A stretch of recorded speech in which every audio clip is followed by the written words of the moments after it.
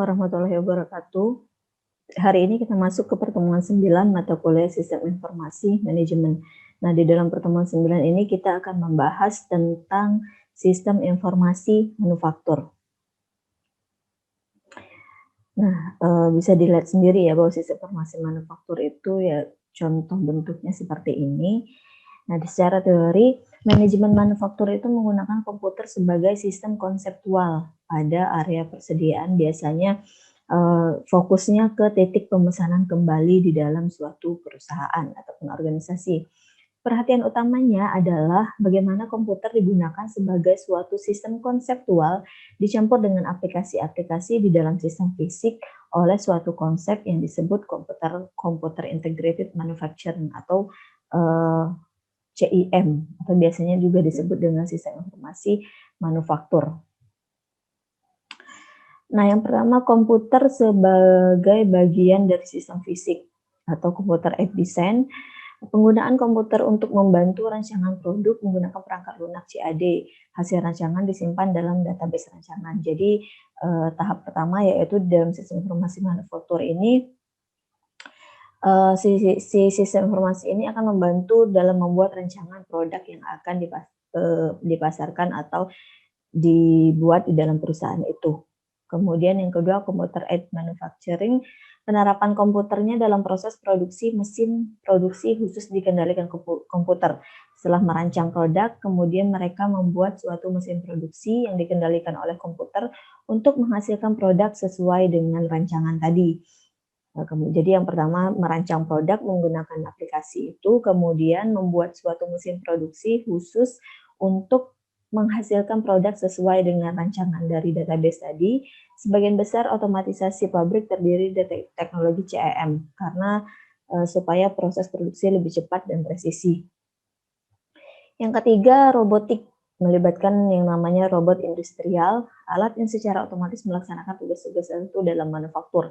Jadi kayak istilahnya packing sudah dilakukan oleh si robotik ini sendiri. IR diperkenalkan pertama kali pada industri mobil di tahun 1974, memungkinkan biaya yang lebih rendah, kualitas tinggi, melaksanakan tugas-tugas yang berbahaya. Jadi misalnya kayak di dalam suatu manufaktur produk ya, kayak misalnya melakukan packing, atau untuk di bagian produksi baju biasanya mencetak logo misalnya. Nah, itu biasanya akan dilakukan oleh si robotik ini sehingga akan mempermudah dan mempercepat proses di dalam produksi itu sendiri.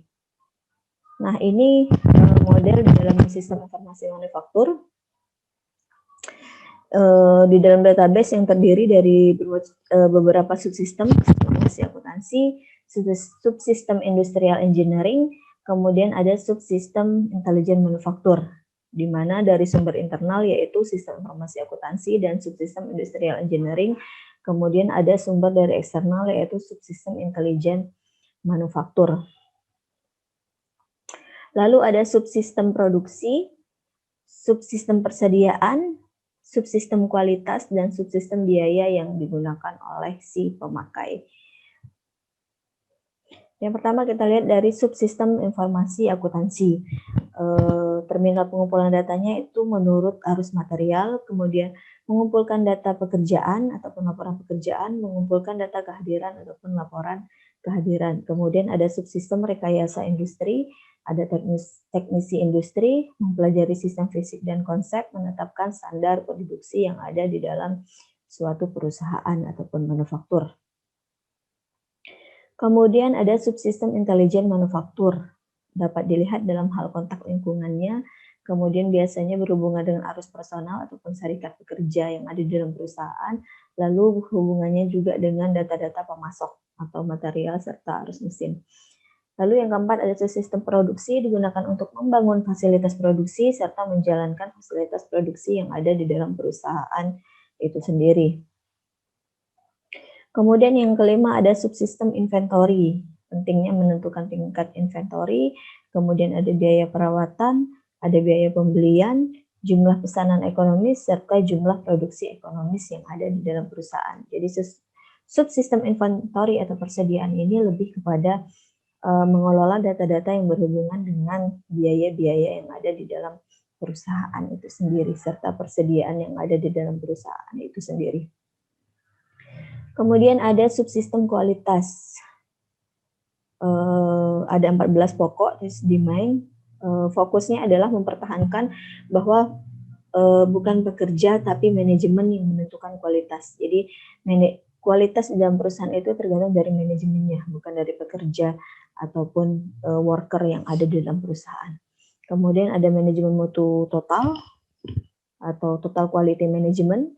Kemudian ada elemen-elemen total quality management yang tanpa cacat pastinya. Kemudian ada kualitas pada sumber.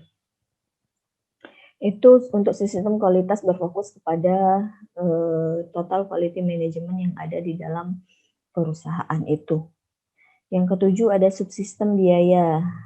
Biasanya bersifat pengurusan laporan-laporan yang periodik ataupun ada periode tertentu, kemudian menyaratkan unsur-unsur yang terdiri dari standar-standar serta informasi yang ada di dalam subsistem biaya. Jadi hampir mirip dengan subsistem inventory tadi ya, yang juga berhubungan dengan biaya-biaya yang ada di dalam sistem informasi manufaktur.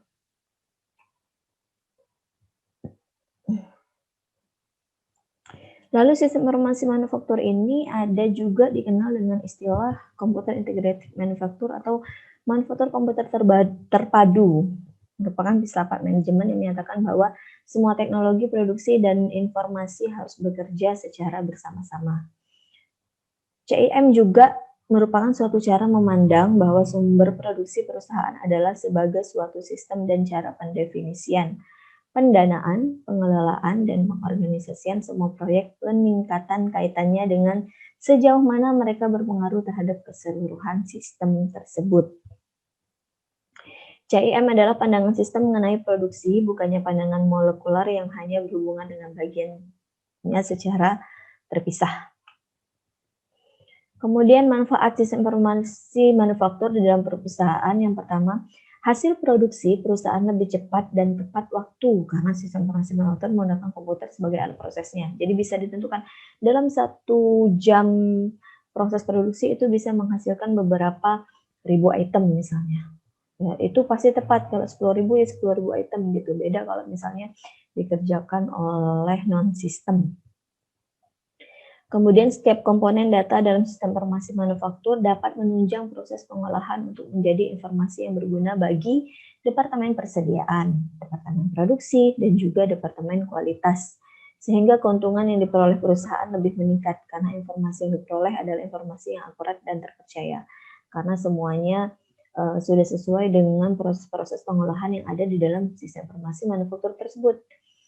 Kemudian yang ketiga, arsip lebih terstruktur karena menggunakan sistem database. Lalu dengan menggunakan sistem informasi manufaktur yang berupa fisik robotik, hasil produksi semakin cepat, tepat, dan berkuranglah jumlah sisa bahan yang tidak terpakai. Karena sudah semuanya dilakukan secara robotik sehingga penggunaan bahan baku pun sudah tepat dan sesuai dengan standar yang ada di dalam perusahaan itu sendiri. Oke, sekian pertemuan ke-9 ini membahas tentang sistem informasi manufaktur. Selanjutnya silakan mahasiswa buat tugas yang isinya adalah bagaimana di Bangka Belitung sendiri kira-kira apakah sudah ada perusahaan yang menerapkan sistem informasi manufaktur ini.